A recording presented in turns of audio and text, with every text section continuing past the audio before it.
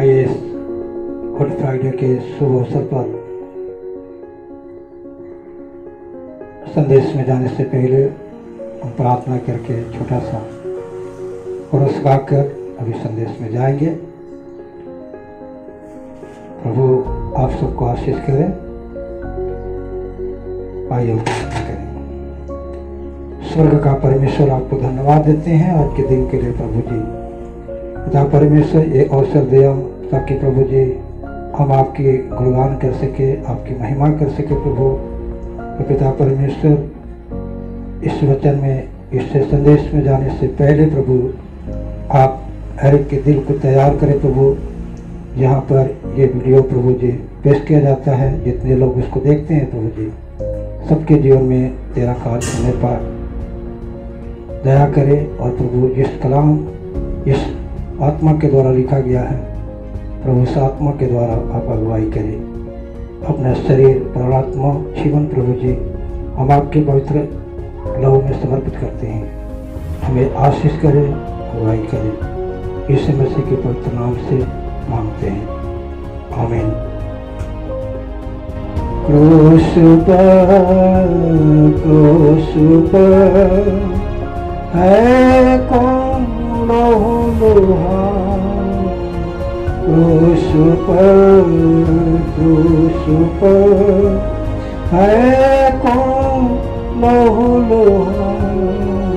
मेरा स्वामी मेरा नाम, मेरे खातिर देता जाऊं।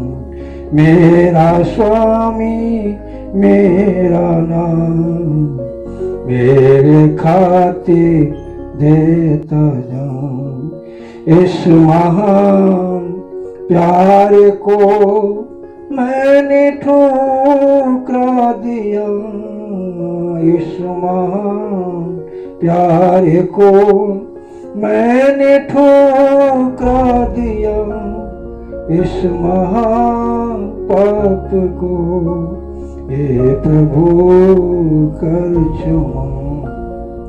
इस महापाप को हे प्रभु कर क्षमा। आए क्लेश कितने भी हानि हो हर कहीं। आए क्लेश कितने भी हानि हो हर कहीं। क्रूस के प्रेम को भूलूंगा मैं नहीं। क्रूस के प्रेम को भूलूंगा मैं नहीं। क्रूस पर है कौन लोहा। मेरे स्वामी मेरे नाम, मेरे खातिर देता जाऊं। मेरा स्वामी मेरा नाम, मेरे खातिर देता जाऊं।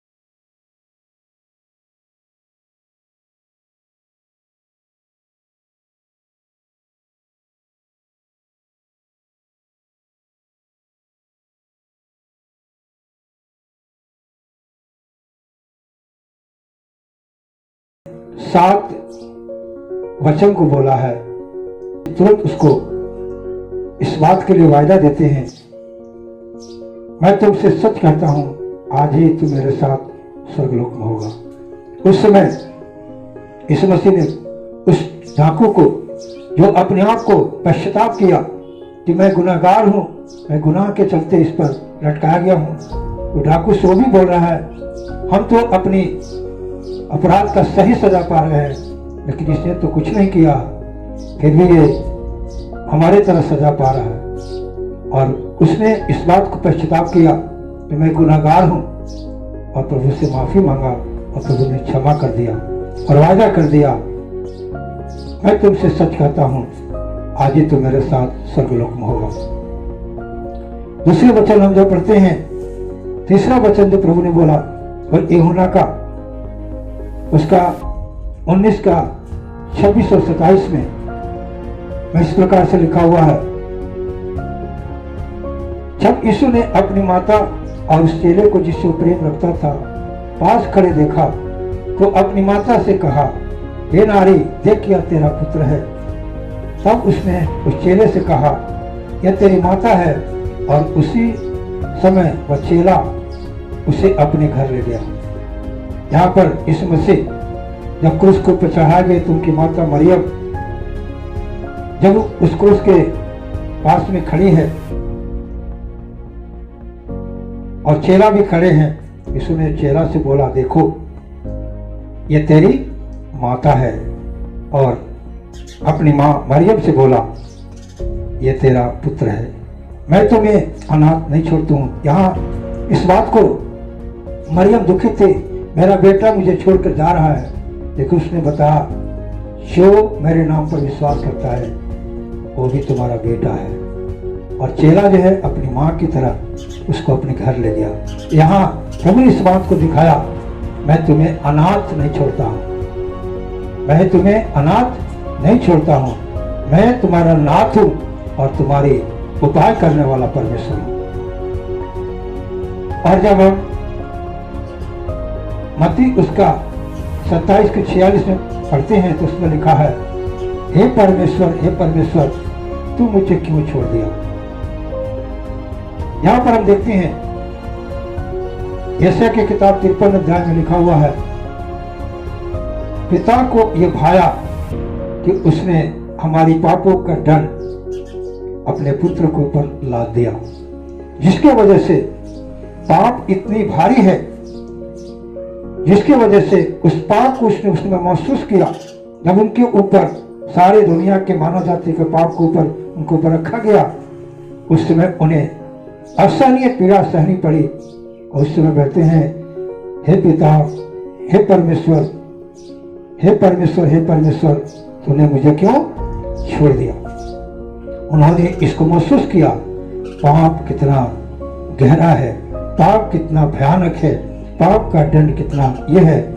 और उसने कोई भी पाप नहीं किए थे, क्योंकि सारे मानव के पाप जाति के मानव जाति के पाप के लिए उन्होंने सारे संसार के मानव जाति के पाप को ऊपर अपने ऊपर लेकर उन्हें शहीद हो गया। और इस समय उन्हें महसूस किया और उन्होंने बोला, हे परमेश्वर, तो मुझे क्यों छोड़ दिया। फिर हम यूहन्ना उसके 19 का 28 में देखते हैं। यूहन्ना 19 का 28 में लिखा है, उसके बाद यीशु ने यह जानकर कि अब सब कुछ पूरा हो चुका, इसलिए कि पवित्र शास्त्र में जो कहा गया था पूरा हो, कहा, मैं प्यासा हूं। यहाँ पर ये प्यास, पानी के प्यास के बारे में नहीं लिखा है। यीशु मसीह बोलता है, मैं सारे मानव जाति को मुझे प्यास है। मैं नहीं चाहता कोई भी व्यक्ति इस संसार से पाप में मरे, पाप में जीवन बिताए, बल्कि सब लोग आजाद किए जाए। इस बात को उसने बताया, मैं प्यासा हूं। प्रभु को उस पानी का प्यास नहीं, प्रभु को हमारी और आपके आत्मा को प्यास है जो नाश हो रहा है। और फिर आगे हम देखते हैं उसी यूहन्ना की किताब उसका 19 के 30 में लिखा है, वहां सिरके से भरा हुआ एक बर्तन था, रखा था, अतः उन्होंने सिरके से भिगोए हुए स्पंज को झुके लेकर उसके मुंह में लगाया। जब यीशु ने यह सिरका लिया तो कहा पूरा हुआ और सिर झुकाकर प्राण त्याग दिया। यहाँ पर देखते हैं इस मसीह ने बोला पूरा हुआ। क्या पूरा हुआ? जो यीशु मसीह के बारे में पवित्र शास्त्र में जो वचन लिखा गया था, यीशु मसीह इस संसार के पाप के उठाने के लिए आएगा,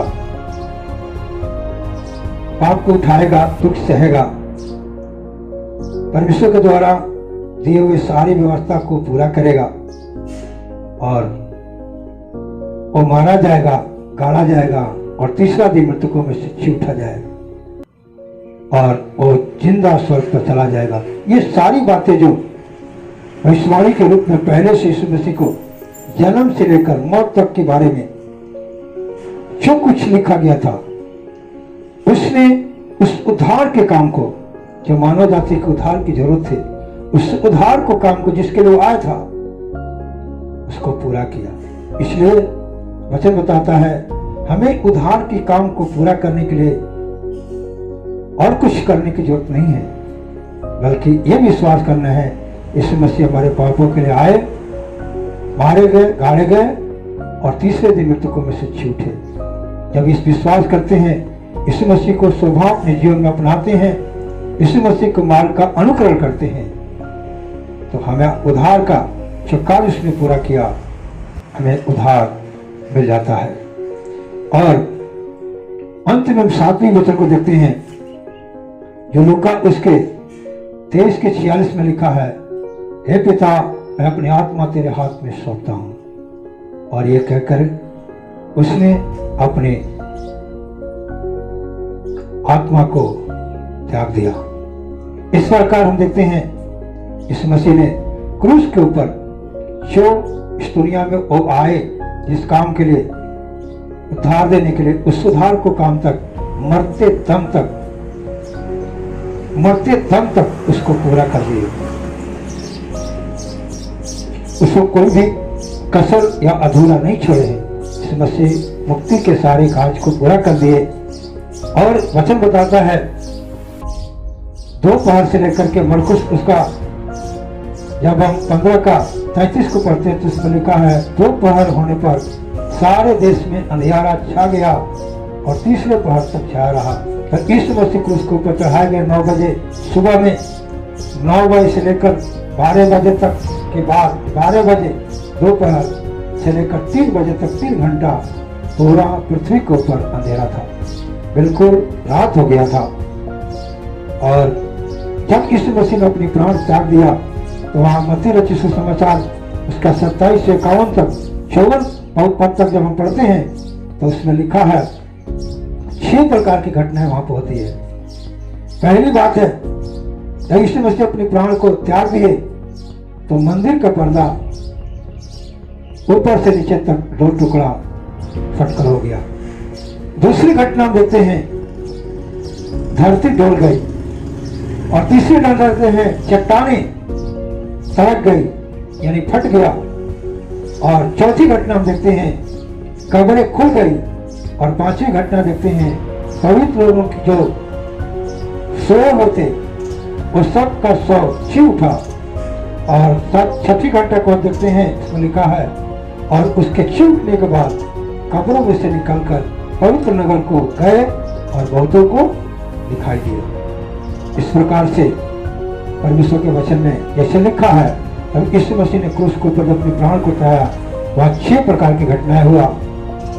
ये प्रमाणित करता है यीशु मसीह सृष्टि करता थे और ये सृष्टि जो है उनकी मौत को बर्दाश्त नहीं कर सके। सृष्टि मौत को बर्दाश्त नहीं कर सके, इसलिए उन्होंने सृष्टिकर्ता की मौत के बारे में बहुत बड़ा वहां पर कार्य हुआ जो हम देखते हैं इसमें। और जब रोमियो उसको 15 का 3 और 4 पर पढ़ते हैं तो इसमें लिखा है इसी कारण मैंने सबसे पहले तुम्हें ये बात पहुंचा दी जो मुझे पहुंचे थे कि पवित्र शास्त्र के वचन के अनुसार यीशु हमारे पापों के लिए मर गया, गाड़ा गया और पवित्र शास्त्र के अनुसार तीसरे दिन जी उठा। मेरे प्रिय भाई बहनों, सबसे बड़ी सच्चाई यही है, यीशु मसीह तो हमारे पापों के लिए मरा, लेकिन तीसरे दिन मृतकों में से जी उठा। और आज भी उसका कब्र खुला है, जिसका इतिहास गवाह है। आज भी इस दुनिया में कब्र खुला हुआ है तो केवल यीशु मसीह का है। यीशु मसीह मुर्दों में नहीं है, इसलिए उच्चित परमेश्वर है। उसने बोला, ये सुसमाचार को ऊपर तेरी अपवित्र आत्मा की आशीष हो। पवित्र आत्मा अपनी अगुवाई करे, समझने की शक्ति प्रदान करे। सारा आदर जलाल प्रभु जी आपको मिले।